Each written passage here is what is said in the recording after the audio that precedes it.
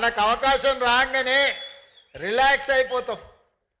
మేము బంగళ కట్టుకుంటాం, కారు కొనుక్కుంటాం, చుట్టాల దావతులకు పోతుంటాం. మీరు కూడా అవకాశం రాగానే అవకాశం వచ్చింది ఇంకేముందిలే అలసిపోయినాం దావత్ చేసుకుందాం అని అనుకుంటారు. దావతులు కొంత తగ్గించాలి మనం. ఎందుకంటే రెడ్డికి ఇచ్చినా గూటం రెడ్డికి ఇచ్చినా ఏం చేస్తారా దావతులు చేసుకుంటారా అని అంటారు. అది కూడా ఉండాలి కానీ మోతాదు తగ్గాలి. ఇతరులు మనల్ని చూసి అరే పిల్లలు కష్టపడుతురా, బాగా కష్టపడుతురు, మంచిగా చేస్తురు, 10 మందికి సాయం చేస్తురు, ఈ పిల్లలకు అవకాశం ఇస్తే నిలబెట్టుకుంటారు, ఈ పిల్లలకు అవకాశం వస్తే 10 మందికి అండగా నిలబడతారు అని ఒక మంచి పేరు తెచ్చుకోవాల్సిన బాధ్యత మీ మీద నా మీద ఉన్నదని నేను అనుకుంటున్నా. వాళ్ళు కూసినప్పుడు మనల్ని చూసి నవ్వుకుంటారు, వీళ్ళకి ఏది ఇచ్చినావో నిలబెట్టుకోవడా వాంతోనే అయిపోతుందని. మనం అట్లా కాదు, ఇంకా 10 మందికి నిలబెడతామనే నమ్మకం కలిగించాల్సిన బాధ్యత ముఖ్యంగా నా మీద సతీష్ మార్గం మీద అవుతుందే. ఎందుకంటే అందరు మనల్ని గమనిస్తారు. రాజ్యం ఉంది కదా అని వాళ్ళకి కావాల్సిన పని చేసుకుంటారు, ఎంత నిలబెట్టుకుంటారో చూద్దాం కదా అని అనుకుంటారు. నేనైతే జెడ్పీహెచ్ఎస్లో చదివిన, మా దామన్ అయితే హెచ్పిఎస్లో చదువుకున్నాడు. వాళ్ళకి తెలవాల్సింది ఏంటంటే నాకు తెలుగులో తెలుసు, మా దామన్నకి ఇంగ్లీష్లో తెలుసు. సౌ బక్నా ఏక్ లిఖనా అని వెనకటి పెద్దోళ్ళు చెప్పారు. बकने वाले बकते रहेंगे मगर हम लिखना पक्का लिख के रखेंगे, कहीं पर छोड़ने का नहीं है. इस बार कहीं किसी को जगह नहीं छोड़ेंगे. जो जाति के लिए जरूरी है सब कुछ लिखेंगे, कानून बनाएंगे, कोई आगे कुछ नहीं कर सके. భవిష్యత్తులో మీకు ఏం కావాలనో, భవిష్యత్తులో మీ హక్కులను ఏ విధంగా కాపాడాలనో చట్టబద్ధత కల్పించే బాధ్యత నాది, దామన్నది, లక్ష్మణ్ దీప్ వేదిక మీద ఉన్న ఎమ్మెల్యేలది.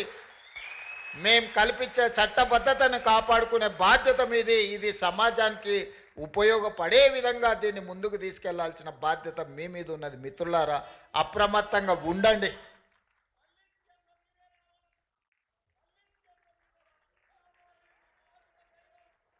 అందుకే మిత్రులారా,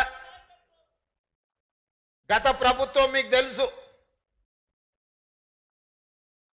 బర్రెలను, గొర్రెలను, చేపలను ఇవి వాళ్ళు ఇచ్చింది. మిమ్మల్ని ఏమో చెప్పులు కుట్టుకోమని చెప్పింది. బర్రెల్ని కాచుకోవడము, గొర్రెల్ని పెంచుకోవడము, చేపల్ని పట్టుకోవడము, చెప్పులు కుట్టుకోవడము వీళ్ళు వచ్చి మనకు నేర్పాలనా? జాంబవంతుడు నుంచి ఇప్పటి వరకు ఈ జాతికి ఆ విద్య తెలియదా? నువ్వు కొత్తగా ఇచ్చింది ఏందని? వీళ్ళు బర్రెల్ని పెంచుకోవాలా, గొర్రెల్ని అదేవిధంగా చేపలు పట్టుకోవాలి, చెప్పులు కుట్టుకోవాలా.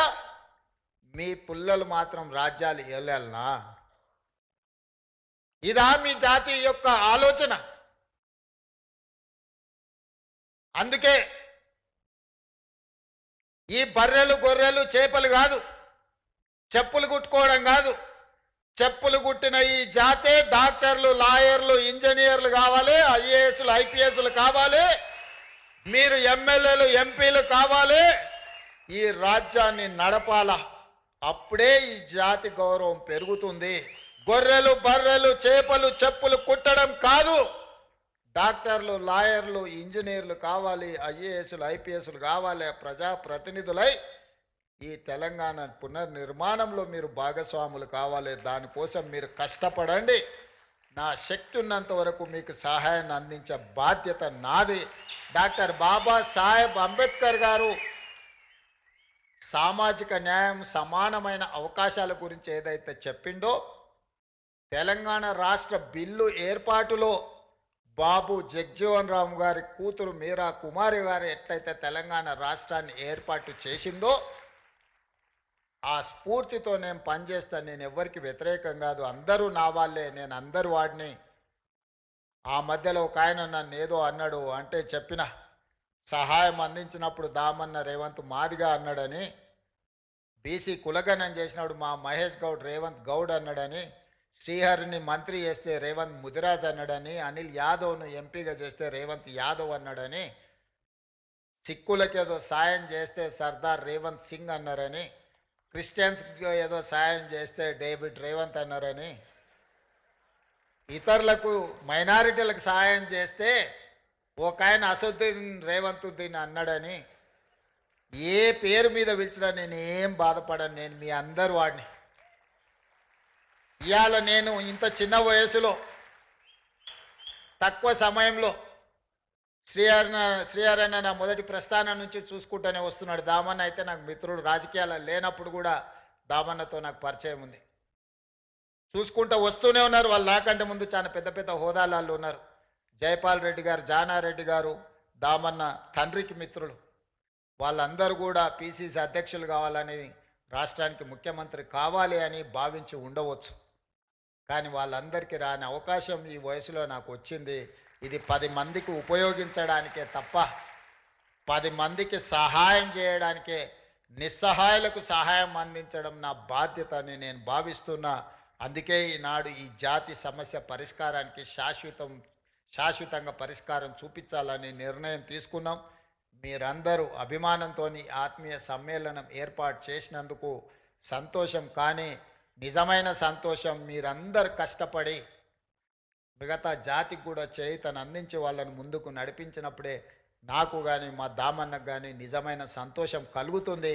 మీరందరూ చేస్తారనే విశ్వాసంతో మీ దగ్గర సెలవు తీసుకుంటూ, మా లక్ష్మణ్ గారు అదేవిధంగా నింబోలి అడ్డ గురించి, హాస్టల్ గురించి, అదే విధంగా భవన్ గురించి, ఇతర సమస్యలు ఏదైతే చెప్పినరో మా దామన్నకు మా లక్ష్మణ్కు ముఖ్యమంత్రిగా ఆదేశాలు ఇస్తున్న చీఫ్ సెక్రటరీ గారిని పిలిచి సమీక్ష చేసి అంబేద్కర్ గారి జయంతి లోపల నిధులను మంజూరు చేద్దాం, నివేదికలను తయారు చేయండి. మీరేం వజ్రాలు అడగలే, వైదూర్యాలు అడగలే, మణులు అడగలే, మాణిక్యాలు అడగలే, మీ ఆత్మగౌరవాన్ని అడిగినరు. మీ ఆత్మగౌరవాన్ని ఇచ్చే బాధ్యత నాది. కార్యాచరణ సిద్ధం చేయండి దామన్న, తప్పకుండా మంజూరు చేస్తాను తెలియజేస్తూ మీ అందరి దగ్గర సెలవు తీసుకుంటున్న మిత్రులారా. వేలాది కుటుంబాల ఆశీర్వాదాలు కృతజ్ఞత సభగా నడిచింది. మేడి రమేష్ గారు ఇప్పుడు మెమంటోస్ అందింపజేస్తారు. ఈడీ కోఆర్డినేటర్ మేడి రమేష్ గారు, అలాగే ప్రొఫెసర్ గారు. మిత్రులారా, మనం అనుకున్నటువంటి సన్మాన కార్యక్రమం ఒక 5 నిమిషాలు. ముఖ్యమంత్రి గారికి చేసే సన్మాన కార్యక్రమానికి ఉద్యోగులు రావాల్సిందిగా కోరుచున్నాం.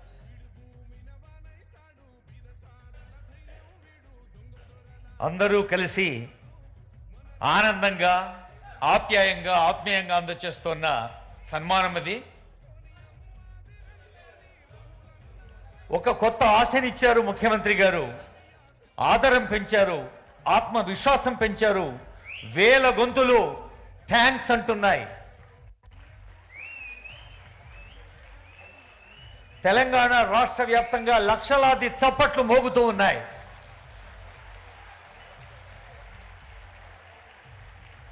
తల్లులు, తండ్రులు, చెల్లెలు అందరి ఆశీస్సులతో సంక్షేమం అనేది నిరంతరం కొనసాగుతుందని, ప్రజాపాలన ప్రగతి ప్రణాళికలో గౌరవనీయులైన ముఖ్యమంత్రి గారు తలపెట్టిన ప్రతి అంశం ప్రజలందరికీ మంచి చేయాలని కాంక్షిస్తోంది ఈ వేదిక.